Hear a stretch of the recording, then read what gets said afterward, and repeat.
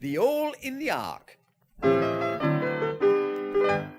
One evening at dusk, as Noah stood on his ark, putting green oil in starboard side lamp, his wife came along and said, "Noah, something's wrong. Our cabin is getting quite damp." Noah said, "Is that so?" Then he went down below, and he found it were right what she'd said. For there on the floor, quite a puddle he saw. It was slopping around under bed. Said he, "There's an hole in the bottom somewhere. We must find it before we retire." Then he thought for a bit, and he said, "Aye, that's it. A bloodhound is what we require." So he went and fetched bloodhound from place where it lay, between the skunk and the polecat it were. And as things there below were a trifle so-so, it were glad of a breath of fresh air. They followed the hound as it went sniffing round, till at last they located the leak. 'Twere a small hole inside, about 2 inches wide, where a swordfish had poked in his beak. And by gum, how the wet squirted in through that hole, while young Shem, who at sums was expert, worked it out on his slate that it came at the rate of per gallon, per second, per squirt.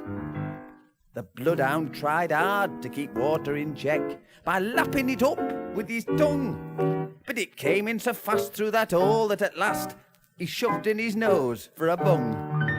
The poor faithful hound, he were very near drowned. They dragged him away none too soon, for the stream as it rose pushed his way up his nose and blew him up like a balloon. And then Mrs. Noah shoved her elbow into hole and said, "Hey, it stopped, I believe." But they found very soon as she altered her tune, for the water had shot up her sleeve. When she saw as her elbow weren't doing much good, she said, "Noah, have an idea. You sit on the leak, and by end of the week, there's no knowing, the weather might clear." Noah didn't think much to this notion at all, but he reckoned he'd give it a try. On the hole down he flopped, and the leaking all stopped, and all, except him, were quite dry. Well, they took him his breakfasts and dinners and teas, as day after day there he sat, till the rain were all past, and they landed at last on the top side of Mount Ararat. And that is how Noah got 'em safely ashore. But ever since then, strange to tell, them as helped save the ark has all carried a mark. Aye, and their descendants as well.